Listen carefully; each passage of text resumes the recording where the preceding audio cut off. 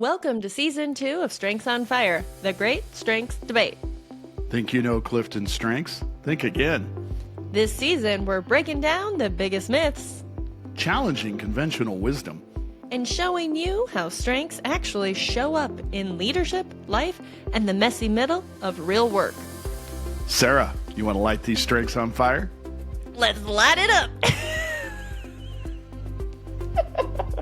Oh, Sarah, are you going to be able to concentrate today? I was like, do you see me texting Yes, right now? I do. I just see sending an SOS out to my friends. No big deal. Just an emergency 911 situation over here. Taylor has announced a release party in movie theaters across the country, October 3rd through 5th, for the release of her new album. There will be a music video. Okay, so I'm just a little under the gun because I'm not going to be able to get on and get the tickets. And you know those Swifties swarm on everything so fast. You're gonna. This is an uphill battle for you today. I don't know if you're gonna survive. I mean, I was really locked in until I unfortunately looked at my phone, and then I was like, no. So hopefully my SOS to my friends, they'll be like, don't worry, we already got us some.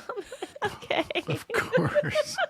To our arsonist, I asked Sarah, should we pause recording for a while? I didn't, I didn't want her to be out there really struggling during the podcast. But so. I'm a professional, okay? I can persist through and get this podcast done and through the finish line, even though I will be thinking about Taylor in the back of my mind. But when am I not? Let's be honest. I mean, we on this podcast, we're generally thinking about Taylor somehow, right? That's right. We have some part of it going on. So let's see if you can think of Taylor in your special question today. Okay, bring it on. You ready? All right.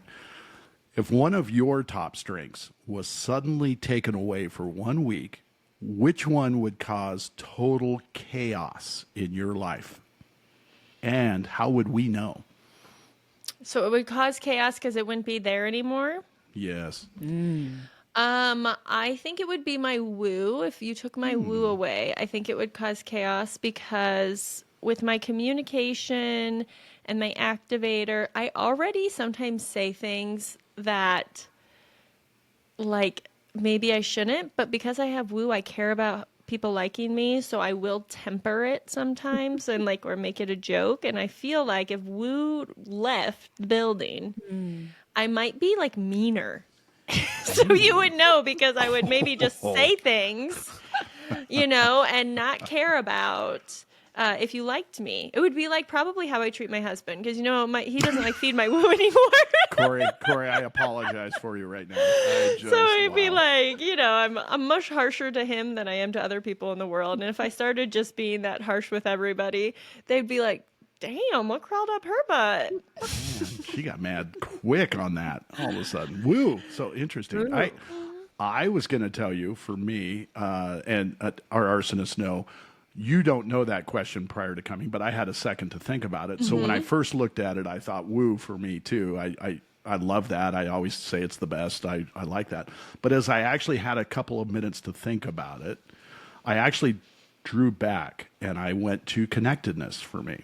Oh, say more. It's the same for me, Bill. Is it? It is. Oh my gosh. Yeah. All right. And the reason for me taking the connectedness away is if it went away, suddenly for me, everything's not aligned or, there aren't the leaps to have ideas of where we're at, what we're going. Things may not be connected.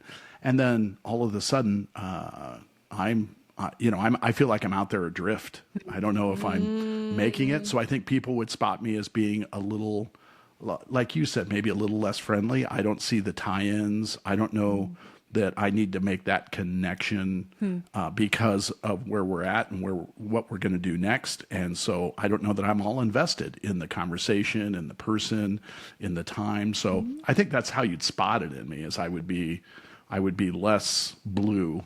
Right. I think my connectedness really fuels the blue in me. So Pam, how about you? Yeah, I feel so connected to you as you said that. This is going to be a Surprise, great surprise. podcast. Surprise, surprise.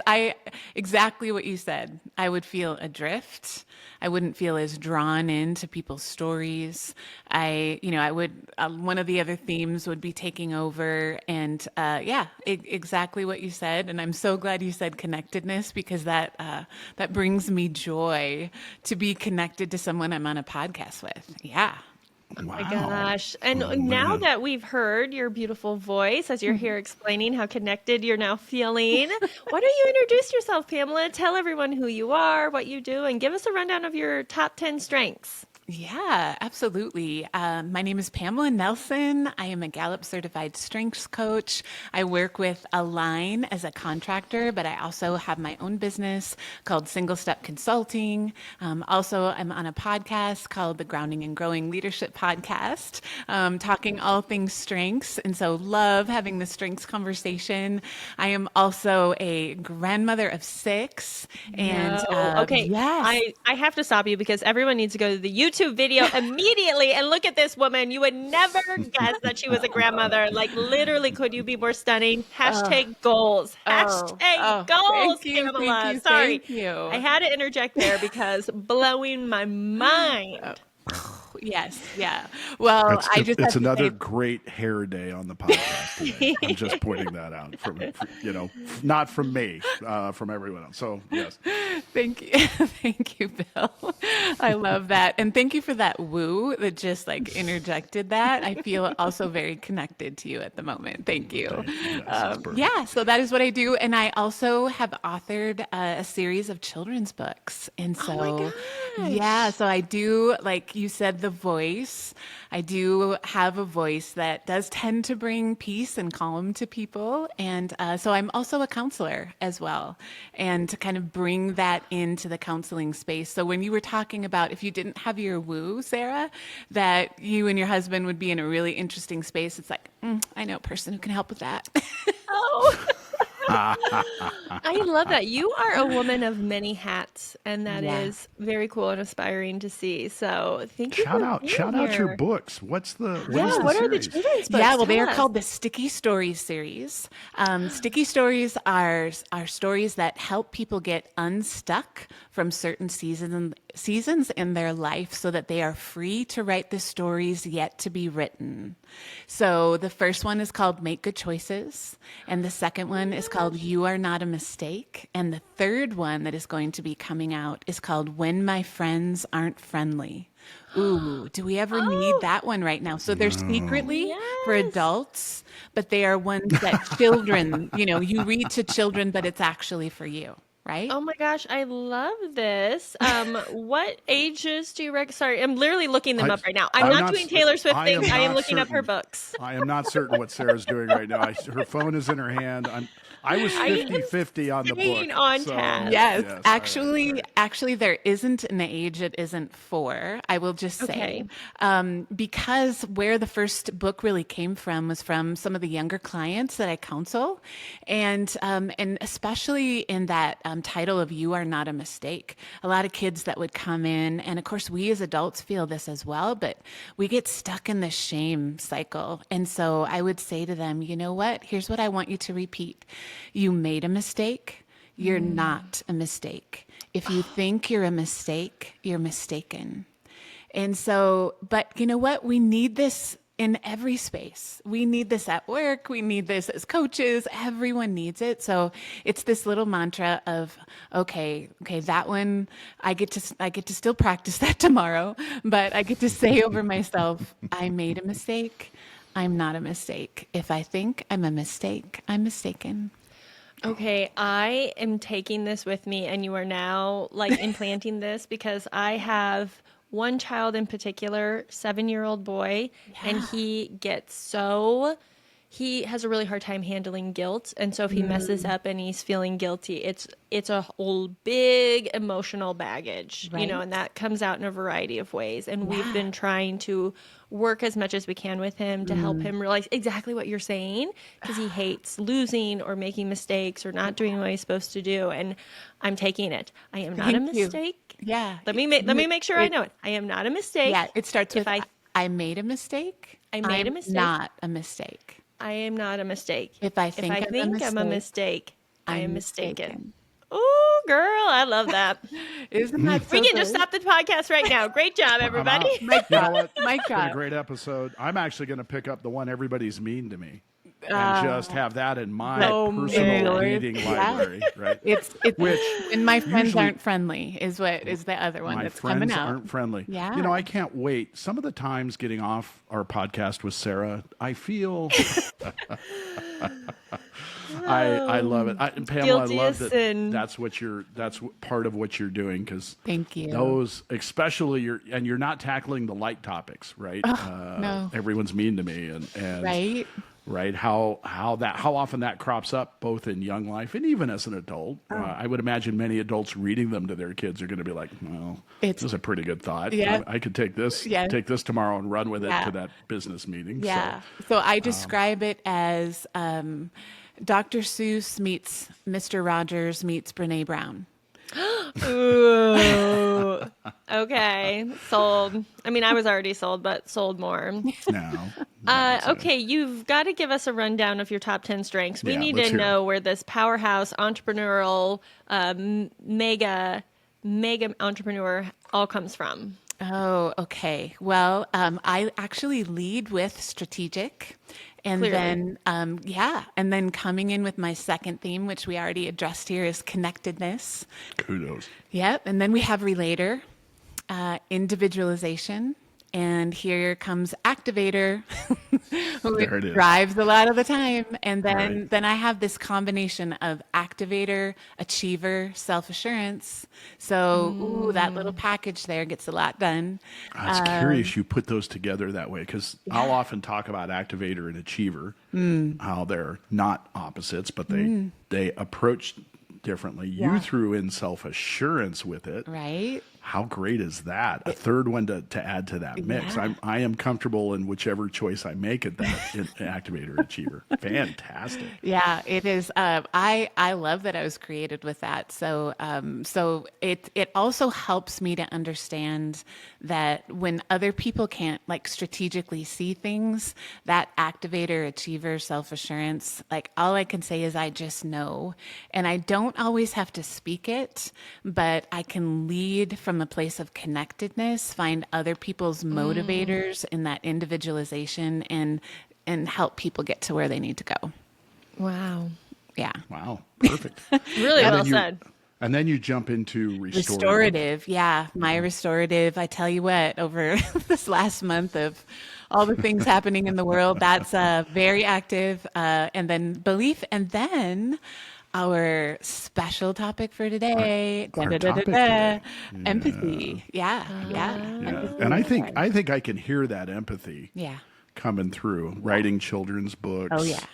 Right. Yeah. Stepping into counseling and having an empathetic reaction, resonating with my connectedness. I think that empathy, I'm surprised it's 10 for you. I get the feeling empathy is a pretty big part of your life. It is a big part, but I will tell you that my other top 9 strengths really bring it into balance. And so like this is where we partner our strengths to show up healthy. And especially I love this topic today because empathy is a big space that I am in all the time. But I like to also, have you guys seen the movie Inside Out? Oh my gosh. Yeah. Yes, Okay, of course. yeah. 1 and 2. I have 11 four, depending on how you count, grandkids. Yes. Of course, I think it's on a loop. It's out on a front loop, constantly. right? Yeah. So I love to picture our top 10 strengths as those emojis in our mind. Right? love that. So it just is so helpful in the conversation. Like who's at the control panel, who needs to back away. Oftentimes I will say to my restorative, okay, it's time for you to back away now. Strategic just needs to be here and just needs to listen. My relator just needs to, show up and just really be that intentional seeing something in someone and holding back. The art of listening is we learned at our last coaches gathering that we all had together, is so important. And of course, I don't know if you've taken that test on another side note, Bill, but I listened through the lens of connectedness. Yes, I did take it Yeah. while we on site. Yeah. And I'm talking to Brandon about what we do with it, how maybe we continue with it. Yeah. So it'll be interesting. Yeah, it's another interesting component to what we do and how we bring another, I guess, coaching strength outside of the pure strengths toolbox that we use. Yeah, absolutely. Yeah. Yeah, but I also, I'm a storyteller. So as you can already tell, so when you Yes. picture those characters from Inside Out, and then that's our top 10 strengths, I can see where I'm partnering with these different strengths to come kind of to the control panel. And then I'm also gently inviting one of my strengths to invite someone else to go to the back. Let's just take a break with this one for a while and come forward empathetically. This is where belief and empathy are very close to one another for me, and sometimes they can be at war with each other, with my own personal values and beliefs. And what's beautiful is the connectedness and the empathy. When those two partner together, it's really healthy. So good. Really, really nice. And go ahead, Sarah. I was just going to say I was distracted because I was making a note to see if ChatGPT could make the strengths into Inside Out characters. Yes. Why did I not think of this? Right? I was like, use okay, it this all is the great for time. our social media. We can put a little thing and be like, if the strengths were in your head as the Inside Out Yes. characters, get the same type of animation. Anyway, So sorry. good. Well, and My you bring up, activator was like, I need to write this down immediately. yeah, she did. I mean, she's on. I'm still not positive she's not checking Taylor Swift, but I can only tell so much. But you brought up your number 10. You came in with that empathy and how it gets leveled out or evened up with so many of the other themes in your top 10. Yeah. But that leads us directly into the hot topic today. Okay. And it's a good one, right? I think we've all coached a wide variety of people that have empathy in different spots of that upper loading of the strengthened column. And today's question is, does empathy belong in the C-suite? It can be a tough, yeah, it can be a tough theme to have if you're leading a wide variety of varied people. So from that, have you had a lot of experience with empathy in the C-suite, Pamela? Something that you feel pretty strongly about? Yeah, well, thank you. You said bring your honest opinion. Yeah. And so empathy can be challenging in the C-suite, but I absolutely think it's needed. And so being able to coach someone in the C-suite when they have high empathy is only going to benefit the culture, the organization as a whole.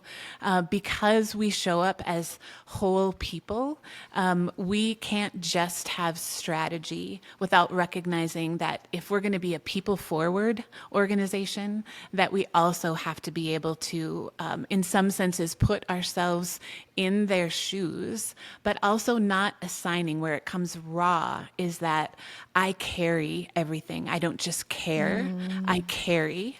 And so teaching someone that I'm still a caring person, but I don't need to carry everything.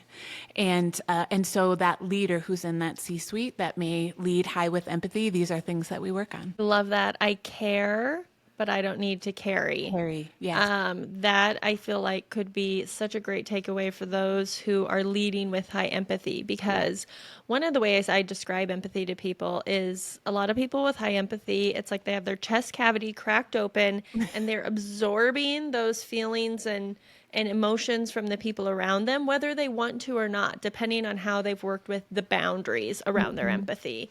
And that is so powerful when it comes to building relationships, because you have this innate, intuitive sense about what people are kind of going through. They can just, those high empathy people, it's this magical thing. I think it's the most magical of all of the strengths, because if you see someone with high empathy work, they can spot someone who walk in a room. Yes. That person might not say anything and they're like, something's wrong with Karen.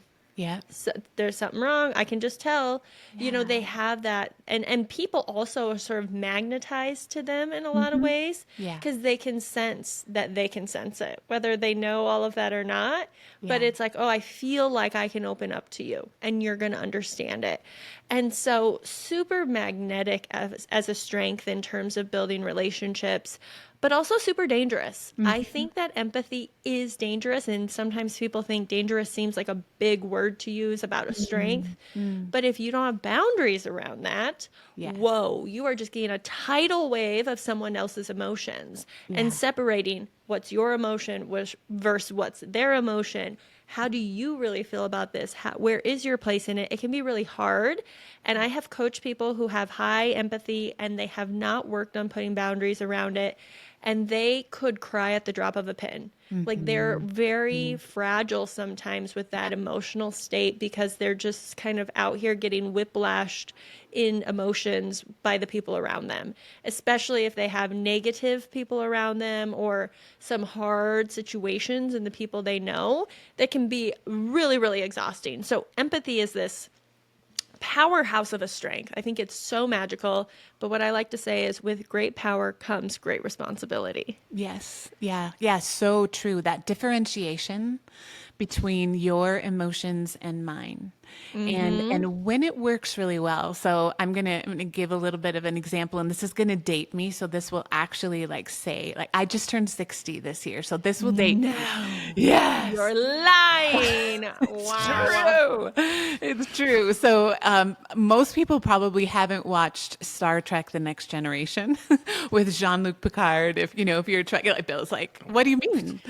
Who hasn't? Well, of course, Bill, you have watched Okay, it. right. Of course. Okay, so there's a role in, and again, we're going to call this like the C-suite. So this is in the the engineering. This is where they're steering the whole ship from. Everything is leading from there, the captain's chair.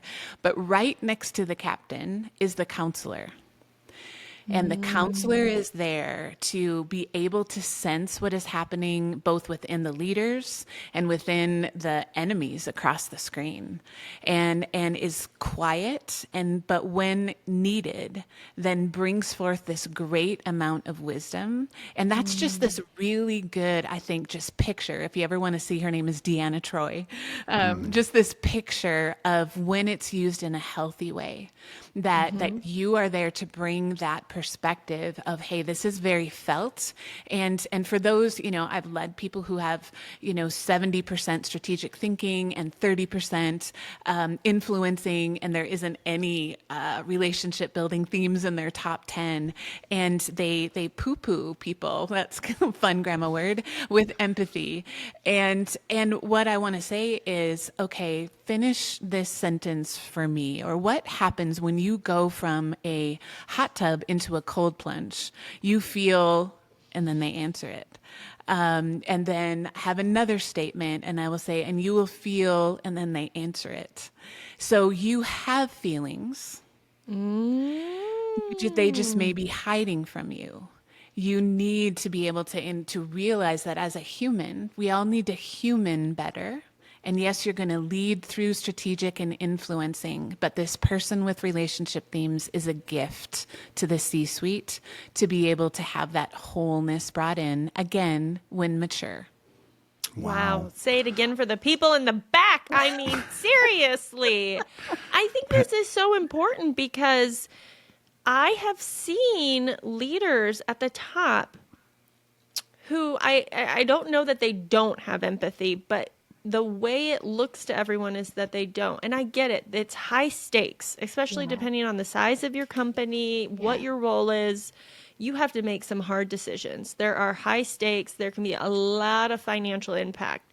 So I get that it can be potentially seem advantageous to push away the thoughts of how this is going to emotionally impact people because you don't want to have to feel that. Yeah. Right? Yeah. So but I think too much of that, I think it's bad for the world. I think it's hard for your company because yes, you have to do that. But what does it mean if you are only looking at numbers, dollars and cents, statistics, and you disregard the human element? Yeah. what does that do to your soul?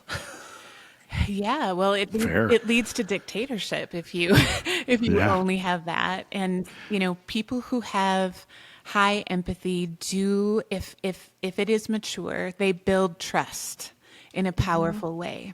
And we need trust to be built with our analyticals, with our strategic thinkers, with those that we can trust that they're reliable and they're executing. But we need to have these two elements. So head trust and heart trust, right? So here's the difference. Head trust without heart trust feels cold and transactional. Heart trust without head trust feels risky and unstable. In order to have momentum in a C-suite, we need both. Oh, I feel that so deeply that especially what you said, the head trust without the heart trust, right? Yeah. That unstableness, that this is too big of a risk. Like, I can't trust this.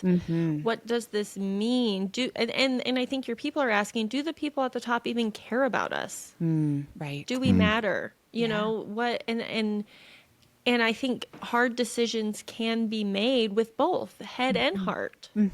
Yes. Yeah. Yeah. Very much so. And Pamela, thank you for taking me on a blast to the past for Jean-Luc Picard. Yeah. Engage. So just because we're all being honest here, I will be 60 in February. So Okay. I'm of that generation where we both saw that particularly coming up. I, of course, consider it the second best Star Trek ever. I had to watch the original routinely as a child and thought it was amazing.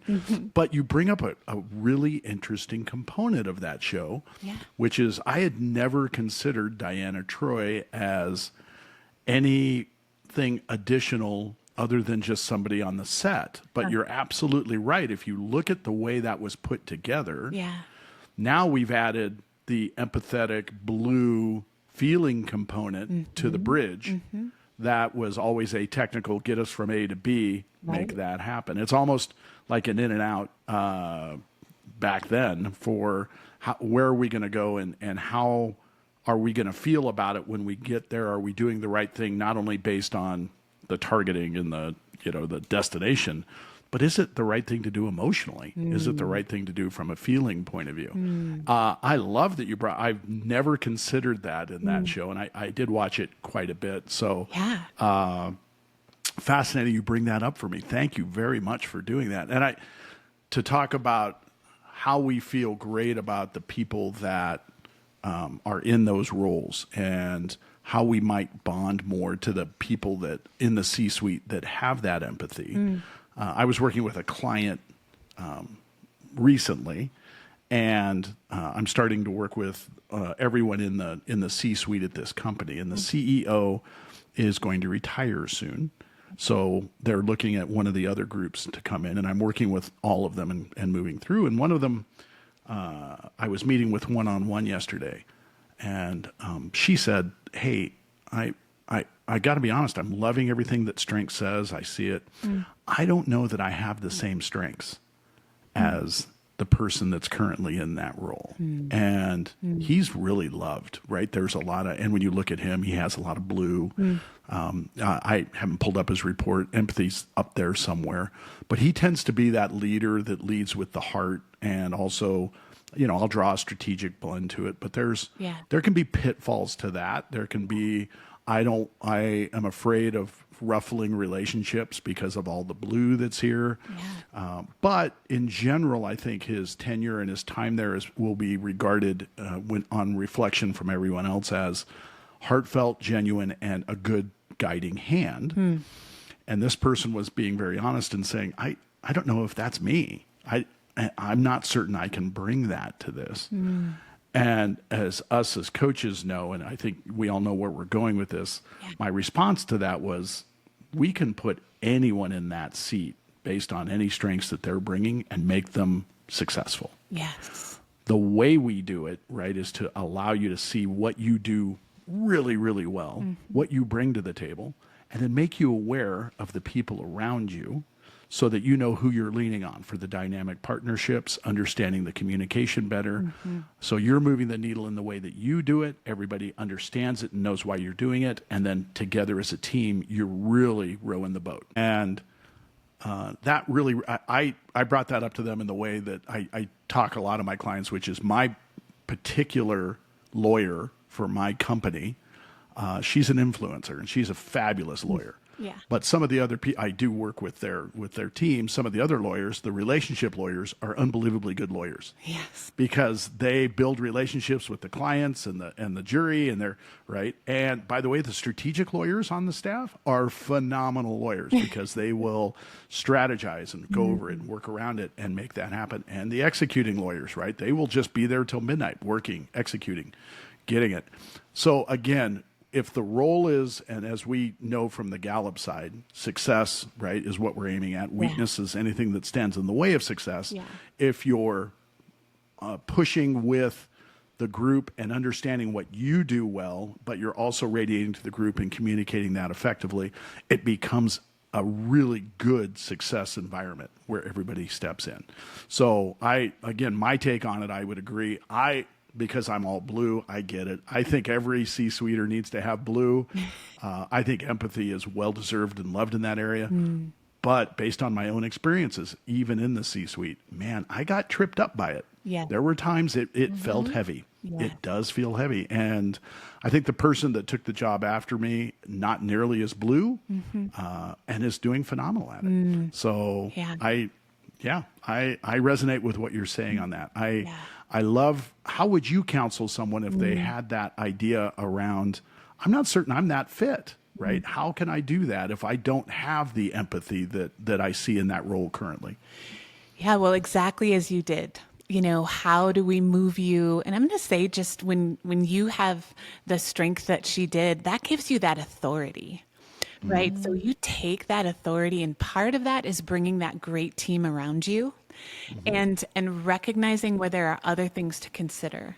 So this is where I think empathy, when it comes in mature, doesn't name the hard, but asks questions to have people consider, do we need to bring this people group forward, or this energy that we're feeling right now? I think when empathy shows up raw, they just spew out everything that they feel like people are feeling. And then that can be dysregulating for a whole boardroom table or leadership table, whatever that is. But when empathy is mature and can ask those questions to draw out, where is this coming from? I'm sensing some hesitancy there.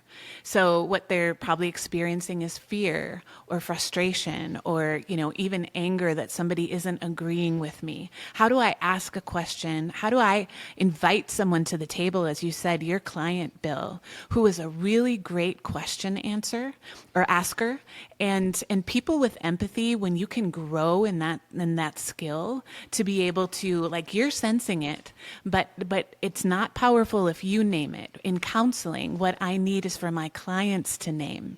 I can sense what they're feeling and sense what's going on, but the most powerful change comes when it's my realization. So so that's where that person brings, other people to the table. Yeah.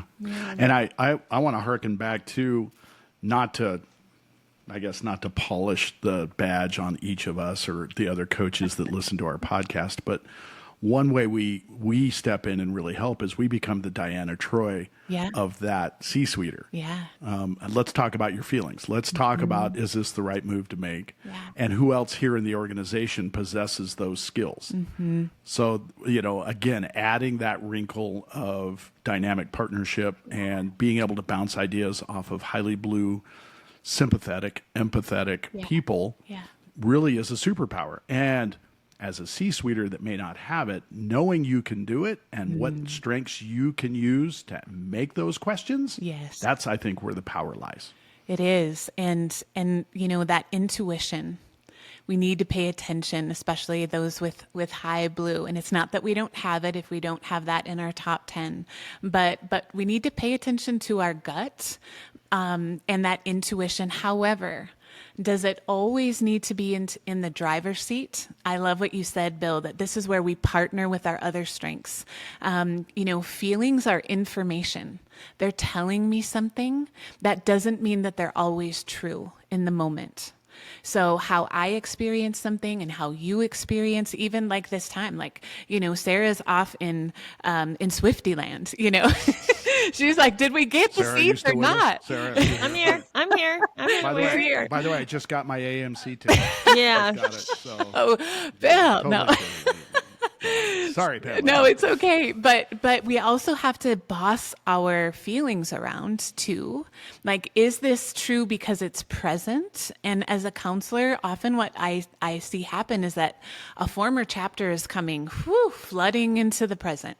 So we're in this C-suite, but we were in another one before, and somebody just said something that reminded me of this issue that I had, and it comes flooding forward. And the team will not know what hit them if you don't know how to be mature with what you're feeling. And you have to have, this is where we practice the pause. A really great key tool for those with empathy is that I need to pause to say, okay, is this what's happening in the present, or is this my own thing that I get to go talk to my own counselor about, right? Right. Yeah. Right. Yeah. Right. Yes, it makes me think about, I love what you were saying. And when you were saying this, I was thinking about sometimes with a one-on-one client, when they're having to make a decision or something's happening, I'll check in with their head, their heart, and the gut. What Yeah. does your head say? What's your heart say? And what's your gut say? It almost makes me think, if you're in the C-suite, you're in this big leadership position, you might not feel as connected to one or two of those areas, right? Like if you're a real strategic thinker and a real executor, you might know what your head is saying, and maybe even your gut a little bit, but your heart might feel like, it's harder. And I'm thinking, like, this is a great place to pull in dynamic partnership. And to have, who can you go to either on your C-suite or in your realm who knows the situation, that you can say, like, can you be my heartbeat on this? Like, I know the strategic side. I know, what needs to get done. I'm so locked in here, but I don't have maybe those relationship building themes. I don't have that high empathy. Could you be the person that I can come to say, give me the heart on this? What is this going to do to the people? What are the people thinking? What are they feeling? So I have the information, because empathy is data about people. Yes. So if you are someone who is not a blue relationship building person, do not dismiss empathy, because it is data about people. And I don't know if you know this or not, but the whole world and everything we do is made up of people. So your bottom line and all your money and everything is based on people. So you need the pulse on the people. And if you don't naturally have it, find someone who can partner with you to bring you that heart information. So good. And, as you were talking about, we have these people. Sometimes people can get messy. And, sometimes in that C-suite, it can get a little tense, and there can be some debate and some dialogue. Those with high empathy, this is where it can get a little bit of a over attuning to the loudest or the most emotional voice. Or if they have harmony, which is often the case, empathy and harmony oftentimes show up in the top 10 together.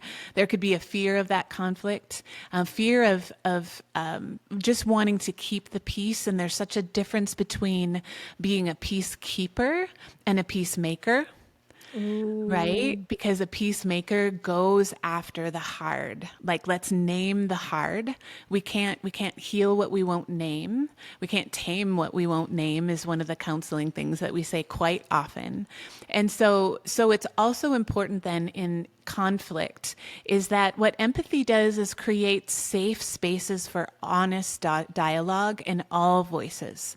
That's when it shows up mature.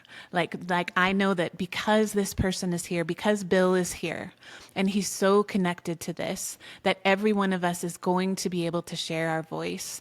And then all voices are heard, especially the quieter voices. And the quieter voices, again, have that heart trust with that mature person of empathy to bring their voice forward. And I love what you said, because I think humans, we want to be heard. So even if you have to make a hard decision that I am not going to agree with, that I don't like, that I'm going to be even upset or mad about, Yeah. if you can acknowledge that you heard me and you know you recognize my feelings and yet you still have to make this business decision, Yes. I will handle it better than if I feel like you are bulldozing everything I think, feel, and say, and you are making the decision irregardless of me. All of a sudden, I'm big mad. And that's when I think that messiness causes ripple effects in your business, because you get Absolutely. somebody at the top who's big mad about someone else's big decision, and they start talking and they start doing things that trickles down to everyone, and then we can really get some toxicity in our culture. And I think you can see that when you know these bigger organizations, these two departments are so siloed, right? Their leaders don't Yes. like each other. They don't work Right. together. What is marketing doing? I don't know. What's the product team doing? I don't know. We're not even communicating. Why are they doing it this way? And everybody is over here mad that we're not working together. It's because we're not hearing each other. Exactly. Well, and Pamela, you brought up name it and tame it. And I think that's exactly right with the silos that I think so many of us work within companies and organizations. Well, I'm glad we're doing this for everyone because I don't understand that group. I don't know anything about them. Right. Well, what don't we understand? I'm stealing name it and tame it. I've never used Oh, it, it's but so good. we can't tame it unless we name it. So Yeah. let's name what is it you think they're doing Yeah. or not doing, and let's talk about it. Yeah. And let's start understanding how to break this silo down. Because if you guys really want to move forward and fast, you've got to get together to do that. Bringing those two together, it's just really, really powerful. Sarah, great job on silos because we all see Yeah. it so frequently, right? Yeah. I mean, the empathy side of it, I've seen it on both sides. I've seen it fight the silos because I feel the frustration from everybody in a siloed compartment of an organization. And I've seen the other side of it. I refuse to rock the boat. Yes. I am not going to help break this silo apart. I want everyone to make sure they're just feeling good. Hey, if we're in silos, that's the minimum amount of rocking. We're going to stay there. And I think that leads right back to the core of today's question. How do we get C-suiters, particularly the very top of that chain, to know when they're in one of those modes, one or the other? How can we as coaches effectively let them know that, hey, you might need to rock the boat a little more? And I think name it and tame it works really, really well to talk about that. It really does. And there's another, it seems simple, but it's not simplistic. Question that you can ask is what is your fear here? So Right. that's part of that naming. What is the fear about this other team? Or, bottom line, like let's name what we're afraid of, what our team is afraid of, what it feels really difficult to say. And this is again where that Deanna Troi character creates that psychological safety to recognize that on the bridge, in the boardroom, in the C-suite, that there will be room for voices to be heard so that there aren't 40 conversations after the board meeting, right? That we actually can have a place of settling. And when we bring those things forward and we're saying it like, okay, clearly that we're passionate about some of these things, but what is this fear kind of exposing in the what ifs? And when we can bring that forward and bring truth to it, bring our strategic thinkers to it, bring our doers to it, bring our influencing, our energy to it, and our relationship building themes to it, wow, that's just really powerful. And not once we've talked about that particular realm of Star Trek. We didn't bring data up once. I'm just surprised by this. Sarah's like data. Sorry. Well, But, I actually have some data for you. and that's exactly where I was going. So Nicely good. done, Sarah. So I'm Thank looking for the you. data, not from data. So Sarah, hit us. What you got? Well, I actually didn't do a LinkedIn poll with this because there's actually a lot of actual What? data out there. I There know. is. So, doing some research, 92% of employees say that empathy is undervalued. Wow. Okay. Yeah. Okay. 76 of employees say they would leave for an employer they perceive to have more empathy. So, what this Wow. says to me is that people are looking to work for empathetic leaders, and they do not believe that in the US that employers are valuing empathy as much as they should. Thoughts? I love the response. But again, as an all blue, I think, well, everybody should work for a high empathy, high relator, high developer, right? I think when I see C-suiters that I work with that have those traits and they're mature about them, Yeah. man, they are the warmth in the day. Come on, come to work. Come on. Right? Which not everybody resonates with. I know that. Not everybody wants to feel the warmth. Some people want to come in, nose to the grindstone. I don't need to know the weekend. Let's move. But I think your data and your research on it really highlights what I think is kind of missing from the corporate world a little bit. If everyone's, a go, just get it. I've heard from a couple of clients recently, they get paid to do their job. Just go do it. Why is any of this necessary? And the why is any of this necessary is the minute you start seeing them as people rather than a job cashing a paycheck, you're going to get an alignment about what your mission is. Yeah. And that, you want ROI, I can help you see ROI. I can show you data on how that works. But in reality, just think of the response. Now your people are working harder for you and they like coming to work. They're going to stick around. They're going to invite other people to come in. And you're going to get the cream of the crop when you start doing that. So Sarah, I absolutely echo your data and research on those numbers, because the ones I see doing it maturely are just rocking it. They are doing really, really well. Yeah. And if I can piggyback some more data there, one of our Gallup reports that we had actually that came out last year about what employees really are looking for from their leaders in the workplace. So below everything by a 2-to-1 or even greater margin, hope was at the top of that report there, right? Yeah. And so let's talk about like just even the science and being able to bring hope forward. Hope is something that someone could describe as a feeling. Right. It is people that we trust that can hear us. So I love like an acronym that we put together for hope was that you're hearing me. You're owning where things may be, or even what you've done as a leader to break trust, but you're bringing forth transparency. You're wanting to have those conversations, that you bring play into the workplace. This is going to be a place of fun, and then we execute on that. And then right below that is the trust factor, which is so much compounded by hope. So just that data by Gallup, who, we of course want to get some great statistics from. And then the other is just also on that ROI and longevity bill is the information out there about EQ over IQ. That emotional intelligence and people, the longevity of staying in a company with leaders in the C-suite who have high EQ. Again, so important. So important. And for our listeners, the some of the data that Pamela is referencing is Gallup's 4 needs of followers. Yeah. And how often we point out hope and trust are so important there. For people looking it up and doing the research, the other 2 for those are compassion and stability. And I think we can all agree stability means very little if I have no hope that you're going to get us there. And if I can't trust that whatever you tell me from a stability point of view is happening, it's not there. I need to see and understand what stability is.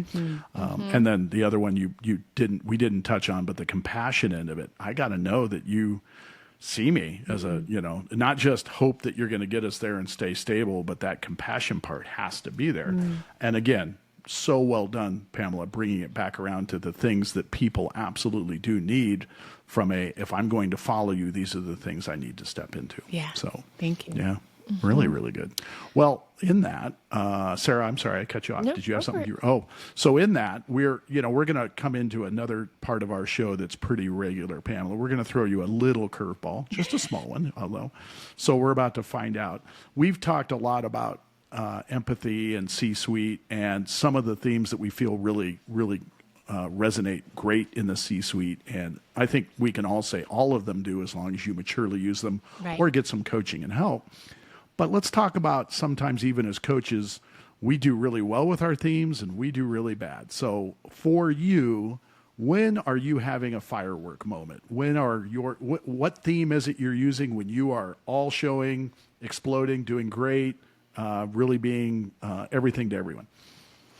Okay, so I want to ask a clarifying question. Can I do Sure. that? Okay. So a good firework moment, or Yes. or one that Don't worry, I we're going to the bad in a second. So yeah, we're just asking the good. So yeah, firework, it's great. It's illuminating. It's everyone sees it. It's a yeah. When that's working for you, when everything's working, what theme is at play or a combination? Yeah, I would say a combination of my strategic and individualization. A firework moment because I see the individuals and I strategically know how to place them. I know what to say to each one of them to meet their motivators and their drivers.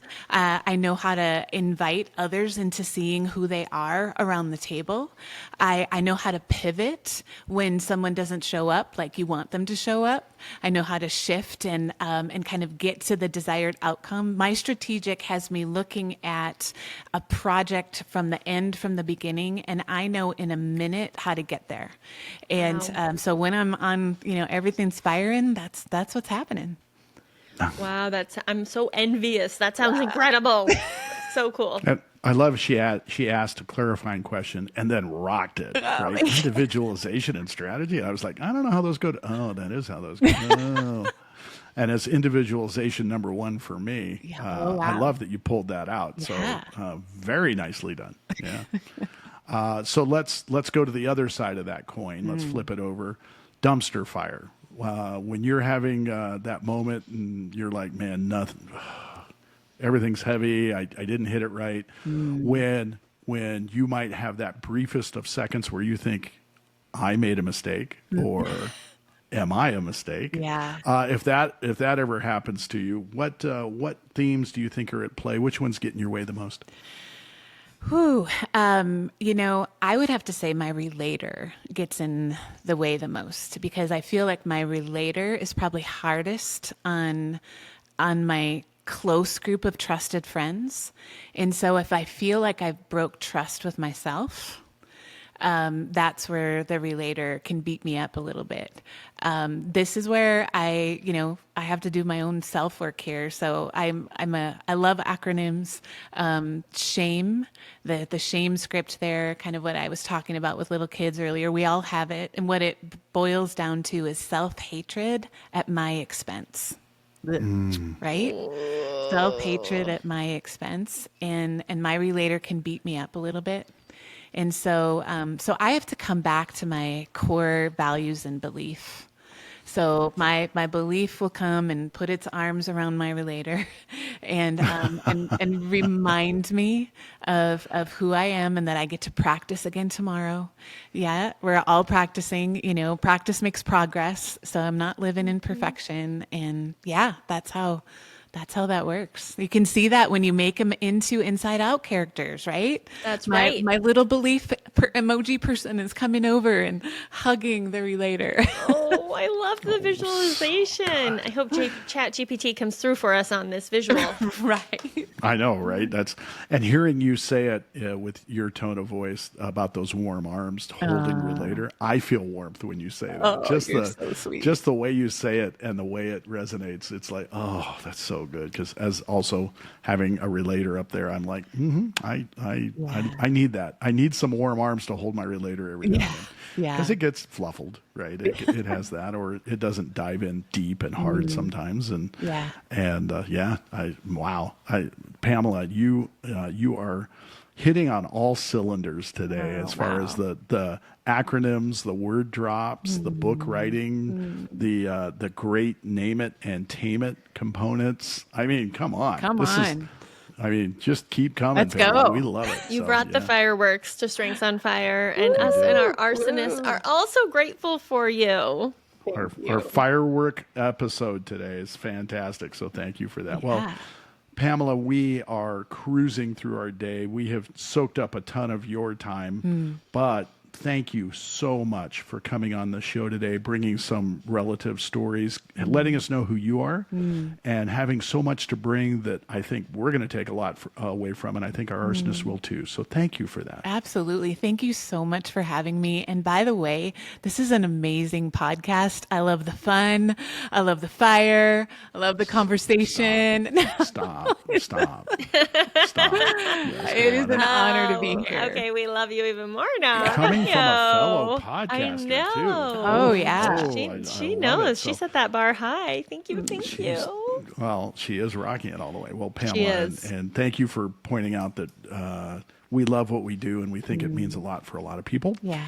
And I think when you're genuine about that, just like empathy in the C-suite, and you are genuine about it and use it maturely, I think you put out a great product. And I'm pretty positive. Hopefully, our arsonists will agree that's happening. So, well, with that, Pamela, we're gonna cut you loose for the day. We're gonna start editing because I want to get this one out as soon as possible. Although you've got some time, but it's this will be a fun one to put together. So thank you for that. Thank you for coming. Yes. Thank you to our arsonists and the people that listen to us.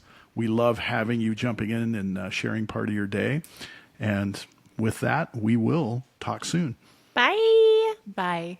Thank you for joining us on Strengths on Fire. If today's conversation sparked something in you, be sure to subscribe, share, and leave a review. We're here bringing you fresh insights to fuel your growth and ignite your potential. Remember, your strengths are powerful, so let's keep the fire burning. And if you're looking to transform your organization through strengths-based strategies and coaching, reach out to Sarah Collins, founder of Collins Collective, or Bill Dipple, founder of Bill Dipple Strengths Coaching. Connect with Sarah at wearecollinsco.com. Follow her on Instagram at SarahCoachCollins, or email her at sarah@wearecollinsco.com, SARAH. You can reach Bill at BillDipple.com, Bill, DIPPEL.com, or on Instagram at BillDippleCoach, or email him at bill@BillDipple.com. Please note the opinions, views, and interpretations of Clifton Strengths expressed in this podcast are solely those of the hosts and the guests. They have not been approved, sanctioned, or endorsed by Gallup in any way. Until next time, keep your strengths on fire and let's light up what's possible together. Bye, Bill. Bye, Sarah.